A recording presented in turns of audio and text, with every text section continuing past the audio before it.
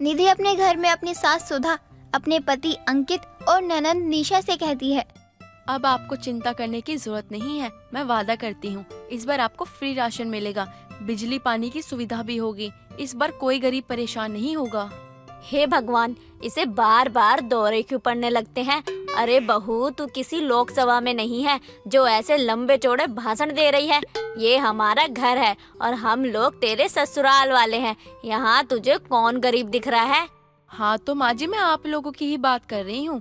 अब आप लोगों को चिंता करने की जरूरत नहीं है। मैं हूँ निधि श्रीवास्तव। इस बार मेरी सरकार आएगी और आप लोगों के लिए बाहर लाएगी।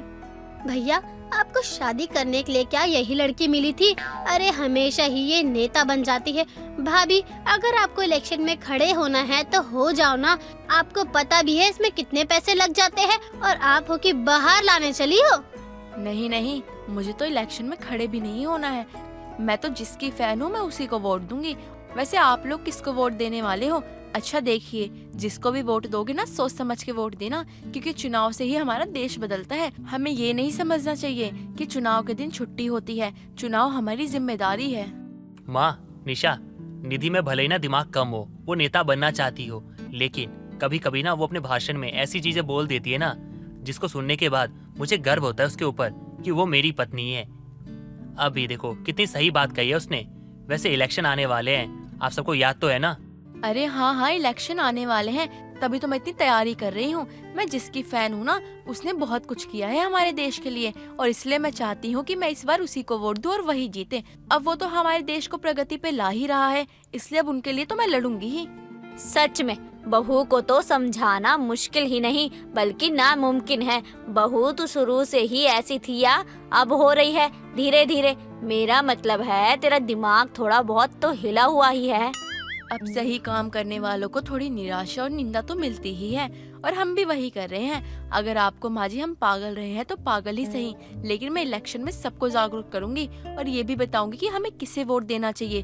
वैसे तो सबको ही पता होगा कि हमें किसे और क्यों वोट देना चाहिए, लेकिन मैं एक जिम्मेदार नागरिक होने के साथ साथ फैन भी हूँ। वैसे सच में भाभी, आप तो अलग बहुत ज्यादा हो। लोग टीवी स्टार, क्रिकेटर, हीरो के फैन होते हैं, लेकिन आप तो किसी नेता की फैन हो और उसको इतना सपोर्ट भी करती हो। मेरे जैसा होना हर किसी के बस की बात नहीं है। अब मैंने खुद ही उनके कदमों पे चलना सीख लिया है। कि मैं गलत हूँ ये होने का तो सवाल ही पैदा नहीं होता। निधि इलेक्शन को लेकर इतना खुश थी कि मानो उसकी शादी होने वाली है। और खुश भी क्यों ना हो, क्योंकि निधि को मोदी जी काफी ज्यादा पसंद जो थे। निधि अब आसपास के लोगों में इलेक्शन को लेकर जागरूकता फैलाने लगती है। ऐसे ही कई दिन निकल जाते हैं। कुछ दिनों बाद निधि मोहल्ले में सबको भाषण देते हुए कहती है, मेरे प्रिय मित्रों एवं मेरी बहनों, मैं आपकी निधि। जैसा कि आप लोग जानते हैं चुनाव नजदीक आने वाले हैं, तो ये प्रोग्राम भी चुनाव के संबंधित ही है। हमारे लिए चुनाव कितना जरूरी है ये तो आप सबको पता ही होगा। अरे सुधा की बहू, एक चुनाव का ही दिन तो होता है ना, जब मालिक छुट्टी के पैसे नहीं काट सकता और ना ही हमें कुछ बोल सकता है, तो चुनाव जरूरी हुआ ना।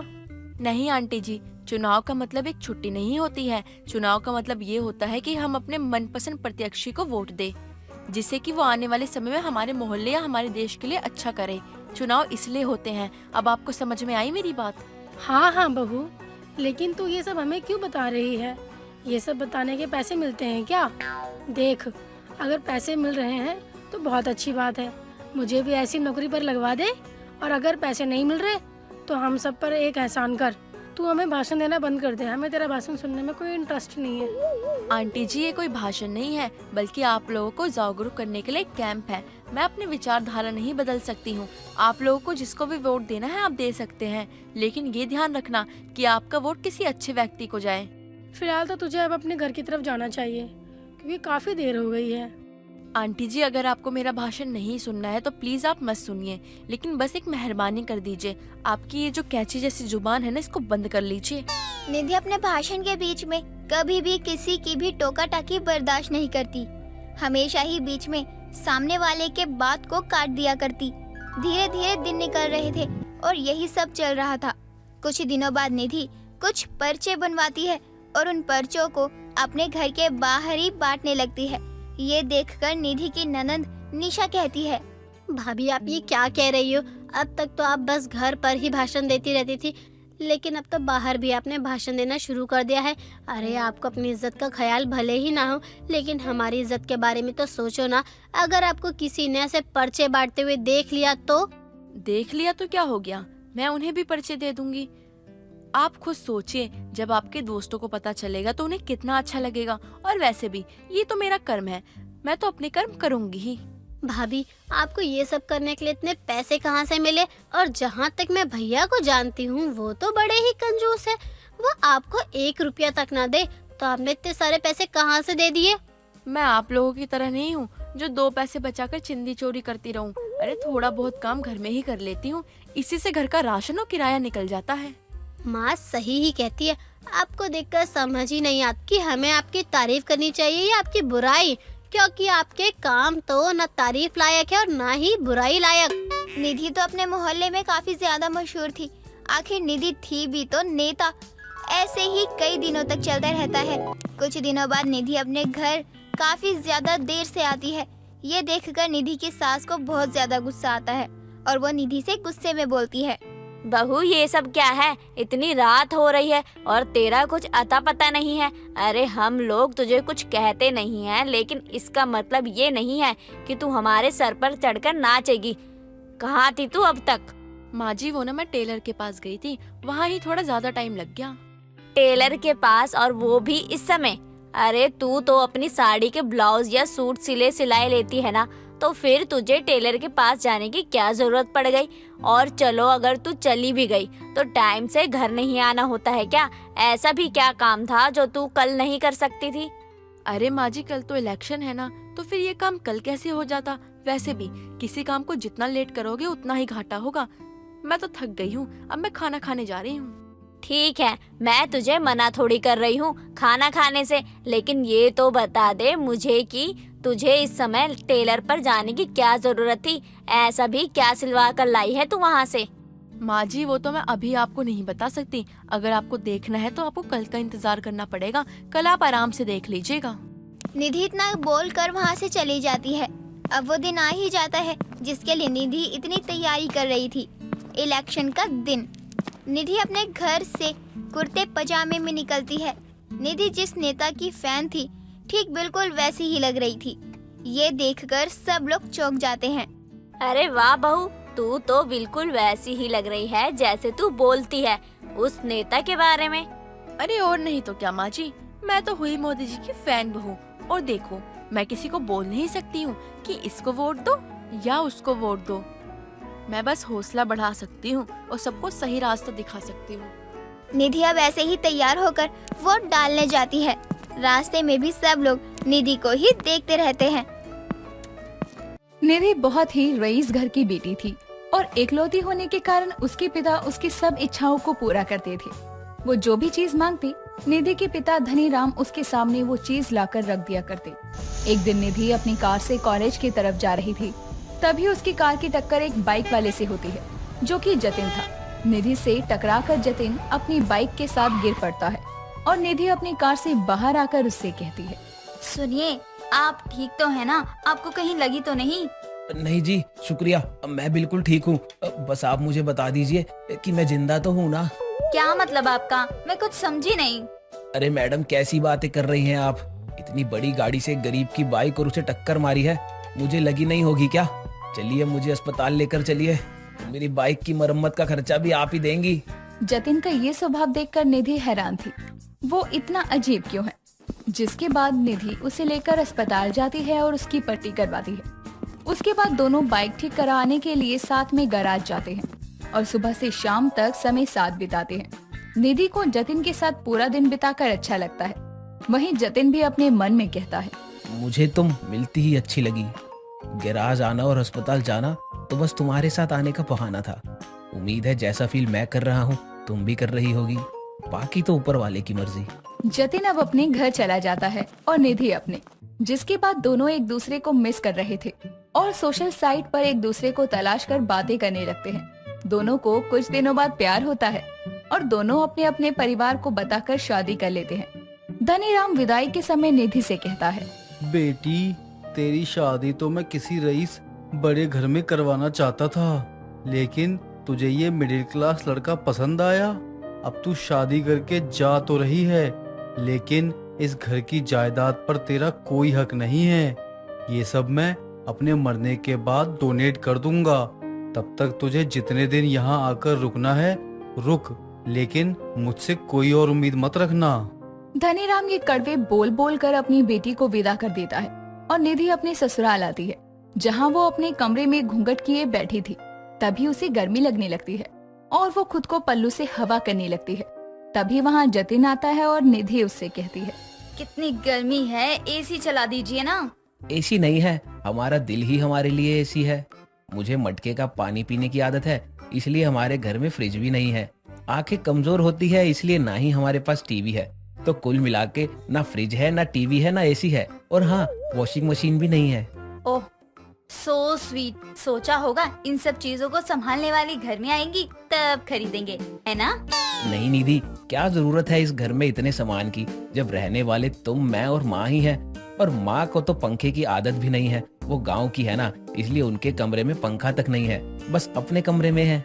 क्या करोड़पति की बेटी एक पंखे वाले ससुराल में? अरे मेरे घर की रसोई में भी पंखा है और यहाँ पर नहीं है। निधि ये बोलकर गुस्सा होकर सो जाती है, लेकिन रात को उसकी नींद पंखे की घर घर की आवाज से टूट जाती है, जिसके बाद वो खुद से कहती है, अब जैसा है तेरा ससुराल है, तुझे ऐसे मुंह नहीं फुलाना चाहिए। निधि ये सोचकर किसी तरह सो जाती है और अगली सुबह गर्मी में अपनी रसोई में सबके लिए नाश्ता बनाती है। वो चाय लेकर आ ही रही थी कि जो पसीना उसके माथे पर था वो उसके हाथों में जो कप की ट्रे थी उसके कप में गिर जाता है और उसकी सास कहती है, हाय हाय बहू, पहला दिन है तेरा यहाँ और तू अभी से हमको क्यों ये गंदे पसीने वाली चाय पिलाएगी? तुझे शर्म नहीं आती है क्या? माँ जी ऐसा मत कहिए, इसमें मेरी क्या गलती है? रसोई में इतनी गर्मी थी, थोड़ा सा पसीना तो गिर ही गया ना। अब मुंह जोरी मत कर और दोबारा चाय बना कर ला। निधि दोबारा से चाय बनाकर लाती है और अपनी सास को देती है। पूरा दिन निधि पंखे को घूरती रहती है। वो अपने पंखे को घूरते हुए खुद से कहती है, क्या मांगा था? एक ठीक ठाक पति पर ससुराल, और क्या मिला? एक पंखे का ससुराल। और इस पंखे की सासें भी मेरी सास की तरह हैं, न जाने कब बंद हो जाए, कोई भरोसा नहीं है। निधि परेशान होकर अपने पिता को कॉल लगा देती है और अपनी बेटी को परेशान देखकर धनीराम उससे की गई सब बातें भूलकर उसके घर में एक 2 टन का एसी भिजवाता है। और जब जतिन काम से घर आता है तो उसकी माँ उसको घर में एसी होने की बात बताती है और जतिन अपनी बीवी के कमरे में जाकर कहता है, ये सब क्या है निधि, तुमने अपने पापा से एसी क्यों मंगवाया? अरे जबकि मैंने तुम लोगों से जरा भी दहेज नहीं लिया।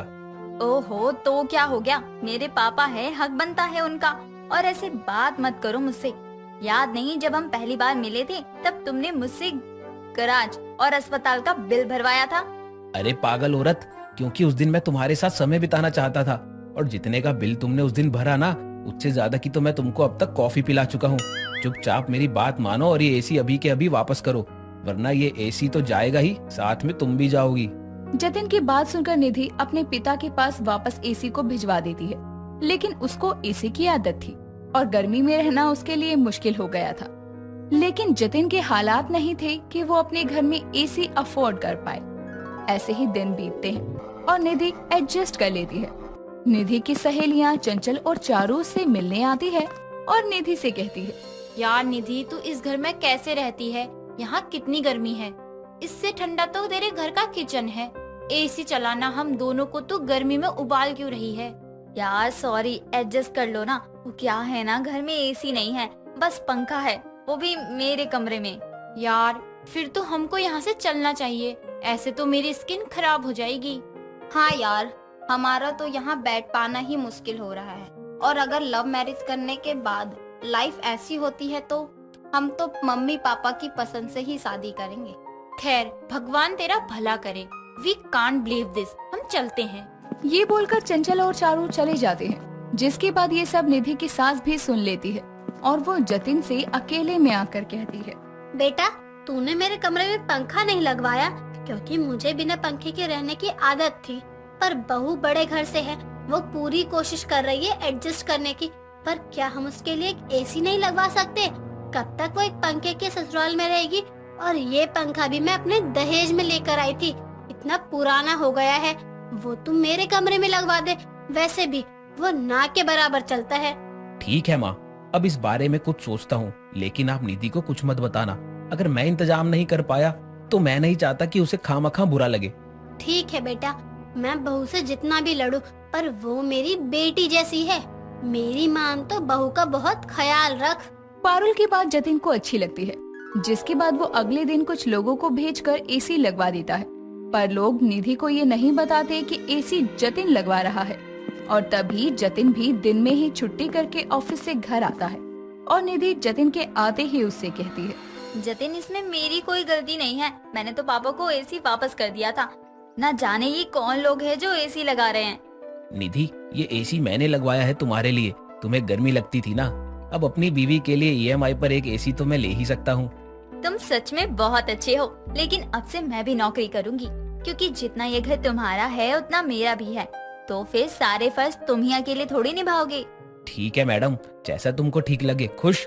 अब तो तुमको पंखे वाले ससुराल में कोई परेशानी नहीं है ना? जतिन की बात सुनकर निधि उसे गले से लगा लेती है और निधि के कमरे का पंखा अब पारुल के कमरे में लग जाता है, क्योंकि वो ना के बराबर ही चला करता था। इसीलिए अब निधि का ससुराल एक पंखे का ससुराल भी रहता है, पर उसमें एसी भी लग जाता है। रीवा को ज्यादा खाने की आदत नहीं थी। कभी कभी अगर वो थोड़ा भी एक्स्ट्रा खा लेती तो उल्टी कर निकाल देती, जिसके कारण उसका वजन भी ज्यादा नहीं था। और अब तक तो ये सब चलता था क्योंकि उसकी शादी नहीं हुई थी। लेकिन एक शाम जब वो अपने कॉलेज की आखिरी परीक्षा देकर घर आती है तो उसकी माँ सुमन उससे कहती है, आ गई? अच्छा, आज तेरे सारे एग्जाम खत्म हो गए ना? अब सुन, कल तुझे देखने लड़के वाले आ रहे हैं। हाँ, आप तो इसी दिन का इंतजार कर रही थी कि कब मेरे एग्जाम खत्म हो और कब आप मुझे इस घर से निकालने का इंतजाम करो। बेटा, तुझे पता है ना अच्छे से कि रिश्ते आजकल बड़ी मुश्किल से मिलते हैं। देख, मना मत करियो। ठीक है माँ, आज तक आपकी किसी भी बात को टाला है मैंने, जो अब टालूंगी। रीवा अपनी माँ की बात मान जाती है और अगले दिन मानव नाम का लड़का अपनी माँ कुसुम के साथ आता है। जब उनके सामने रीवा आती है तो रीवा का पतला सा शरीर देखकर कुसुम कहती है, अरे बहन जी, आपकी बेटी देखने में तो बहुत सुंदर है, लेकिन लगता है कि आप उसको सही से खाना पीना नहीं देती। बहन जी, ये खुद ही नहीं खाती पीती ज्यादा, क्या बताऊं। आंटी जी, मुझे रीवा पसंद है और आप चिंता मत कीजिएगा। अगर हमारी शादी हो गई ना तो आप देखिएगा, शादी के बाद सब रीवा को देख के बस यही कहेंगे कि ये खाते पीते घर की बहू है। हाँ बेटा, ये सही कहा तूने। ये तो बहुत अच्छी बात है। रीवा बेटा, तू भी अपनी राय बता दे। माँ, मुझे भी मंजूर है। लो बहन जी, रिश्ता पक्का हो गया अब तो। चलो फिर देर किस बात की है, मुंह मीठा करवाओ और मैं कल ही अपने पंडित जी को बुलाकर शादी की डेट फिक्स करती हूँ। कुसुम रिश्ता पक्का करके अपने घर आ जाती है और अगले दिन अपने घर अपने खानदानी पंडित को बुलवाकर शादी की तारीख 2 महीने बाद की निकलवा लेती है। दोनों घरों में शादी की तैयारियां शुरू हो जाती है।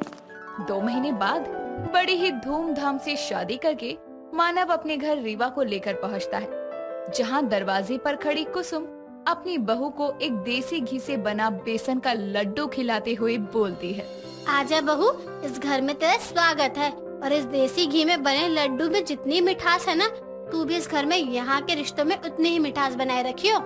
जरूर माँ जी, मैं आपको कोई शिकायत का मौका नहीं दूंगी। रीवा इसके बाद कुछ रस्में पूरी करती है और फिर अपने पति संग कमरे में आराम करने चली जाती है। अगले दिन सुबह रीवा जल्दी उठकर तैयार होकर किचन में आती है तो देखती है कि उसकी सास खाना बना चुकी है। ये देखकर वो बोलती है, माँ जी, आप क्यों बना रही हैं मेरे रहते खाना? आप मुझे बता देती तो मैं बना देती ना, और वैसे भी मैं आ ही रही थी। अरे बहू, मैं ऐसी सास ना हूँ जो आते ही अपने बहू को रसोई में बांट दूँ। तू आराम से बाहर बैठ, मैं खाना लेकर आती हूँ और जरा मानव को आवाज मार देना, वो नालायक उठता ही नहीं है अपने आप। जी माँ जी, मैं उठाती हूँ। रीवा अपने पति को कमरे में उठाने जाती है और कुछ देर बाद दोनों नाश्ते की टेबल पर बैठे होते हैं, जहाँ रीवा नाश्ते में इतनी सारी चीजें देखकर हैरान होकर अपनी सास से कहती है, माँ जी, कोई आने वाला है क्या घर में जो इतना सारा खाना बना है? अरे बेटा, ये हमारे लिए ही है। अरे खाते पीते घर की बहू है तू। अब से तो रोज ये देसी घी में बने पराठे, दाल मखनी और सब खाना खाएगी। फिर देखियो, 1 हफ्ते में सूखी लकड़ी से हट्टी कट्टी हो जाएगी। पर माँ जी, मैं इतना सब कुछ कैसे खा पाऊंगी? अरे खा लोगी तुम। चलो चलो जल्दी से खाना स्टार्ट करो। रीवा को उसके ससुराल में जरूरत से ज्यादा खाना खाना पड़ता है और अब ये रोज रोज की कहानी थी, जिसके चलते शादी के 1 महीने बाद ही रीवा का वजन काफी बढ़ जाता है। ऐसे ही एक शाम जब पड़ोसन माया के घर कीर्तन में दोनों सास बहू जाती है, तो वहाँ माया रीवा को देखकर बोलती है, अरे कुसुम, ये तो तेरी बहू है ना? और नहीं तो क्या, पड़ोसियों की बहू थोड़ी लाऊंगी अपने साथ। कैसी बातें करती है तू माया? अरे मैं तो कह रही थी कि शादी में देखा था इसको, तब तो कितनी सूखी तिल्ली सी थी, अब ये कैसे हट्टी कट्टी हो गई है। अरे खाते पीते घर की बहू है, अब नजर मत लगा मेरी बहू का। खाते पीते घर की बनाने के चक्कर में इन लोगों ने मेरा ड्रामा बना दिया है। अब लड़की नहीं, चलता फिरता ढोल बन गई हूँ। कीर्तन खत्म होने के बाद दोनों सास बहू घर आ जाती हैं। शाम का समय हो चुका था और रीवा खाना बनाने की तैयारी करते हुए खुद से कहती है, आज कुछ हल्का सा खाना बना लेती हूँ। इतना भारी भारी खाना खाकर मेरा भार भी तो बढ़ गया है। रीवा रात के खाने में हल्का खाना बस दाल रोटी बना लेती है, लेकिन जब वो ये खाना अपनी सास और पति के सामने परोसती है तो ये देखकर कुसुम कहती है, बहू ये क्या है? ये भी कोई खाना है? सिर्फ एक दाल चावल और रोटी? ये खाना तो हम छोटी मोटी भूख पर भी नहीं खाते। हाँ, और हम खाते पीते घर के लोग हैं, तो ऐसा खाना हमें शोभा नहीं देता। अरे लेकिन कभी कभी हल्का खाना भी तो खाना चाहिए ना। खाते पीते घर के हैं, ये दिखाने के लिए हमें बहुत सारा खाना खाने की क्या जरूरत है? बहू तू भी ना, तुझे अपने मायके में तो ये सब नहीं मिलता था, कम से कम यहाँ तो खा ले। सुन बेटा, जरा ऑर्डर कर खाना। अब बहू बनाना शुरू करेगी तो सोने का समय हो जाएगा। हाँ माँ, करता हूँ। मानव जल्दी से अपने फोन से पास के रेस्टोरेंट में से खाना ऑर्डर करता है और कुछ देर में बहुत सारा खाना उनके घर में आ जाता है, जिसके चलते अब रीवा को एक बार फिर जबरदस्ती खाना खाना पड़ता है। लेकिन कहते हैं ना, जिस इंसान को ज्यादा खाने की आदत ना हो, उस इंसान को जब एकदम से इतना सारा खाने को मजबूर किया जाता है तो उसकी सेहत पर इसका असर दिखता है। ऐसा ही रीवा के साथ भी हुआ। एक दिन रीवा अचानक बेहोश हो जाती है और उसकी ये हालत देखकर कुसुम कहती है, अरे बहू क्या हुआ? ये भगवान, खाते पीते घर की बहू होकर ये बेहोश हो गई, ये क्या हो गया? जल्दी एम्बुलेंस को बुलाती हूँ। कुसुम रीवा को हॉस्पिटल लेकर जाती है और वहीं अपने बेटे को भी बुला लेती है। कुछ देर में डॉक्टर भी रीवा को चेक करके आते हैं और कुसुम और मानव से बोलते हैं, देखिए आपकी बहू ने बहुत ओवर ईटिंग कर ली है, साथ ही उनके शरीर का वजन अचानक ही बहुत तेजी से बढ़ा है। इसके कारण इनके शरीर में बहुत सी दिक्कतें हो चुकी हैं। अगर समय पर काबू ना किया तो इनको कई जानलेवा बीमारी हो सकती हैं। पर डॉक्टर साहब ये कैसे हुआ? हम तो बहू को अच्छा खाना देते थे खाने को। अरे खाते पीते घर की बहू है, पहले बहुत कमजोर सी थी, जब से शादी हुई है मैं अपनी बहू को 3 टाइम अच्छा खाना बनाकर खिलाती हूँ, तभी इसका वजन बढ़ा है। हाँ डॉक्टर साहब, अब आप ही बताइए, अगर हम उसको खाना नहीं देंगे तो लोग क्या कहेंगे हमें कि बहू तो ले आए लेकिन उसको खाना पीना नहीं दिया और बहू सूख के कांटा हो गई। और अगर बहू का वजन बढ़ जाएगा तो ये कहेंगे कि खाते पीते घर की बहू है। हमारा मजाक मत उड़ा बेटा, हमको समझ आ गया है कि खाते पीते घर की बहू का मतलब ये नहीं कि वो खाती रहे, बस उसकी घर में सभी जरूरतों का सामान मौजूद हो, उसे कहते हैं खाते पीते घर की बहू। हमें माफ कर दे, हमारी वजह से तू बीमार हुई, अब से हम सब अच्छा खाना ही खाएंगे। डॉक्टर ये बोलकर चला जाता है, जिसके बाद वो डिस्चार्ज होकर घर आ जाती है और जैसे ही वो सबके साथ खाना खाने बैठती है तो देखती है कि उसकी सास ने सबके लिए मूंग दाल की खिचड़ी और सलाद सजा रखा था। ये देखकर रीवा कहती है, ये सब क्या है माँ जी? इस घर के लोग कब से ये सब खाना खाने लगे? कुसुम और मानव को रीवा की बात समझ आती है, जिसके बाद रीवा कभी कभी हैवी खाना बनाती तो कभी हल्का और सबके साथ तालमेल से रहती। दोस्तों, अगर आपको ये वीडियो पसंद आई हो तो वीडियो को लाइक करें, शेयर करें और कमेंट करके अपने सुझाव हमें बताना ना भूलें। दोस्तों, अगर आपको ये कहानी पसंद आई तो इसे लाइक करें, शेयर करें और कमेंट करके बताएं कि कहानी में आपको सबसे अच्छा क्या लगा।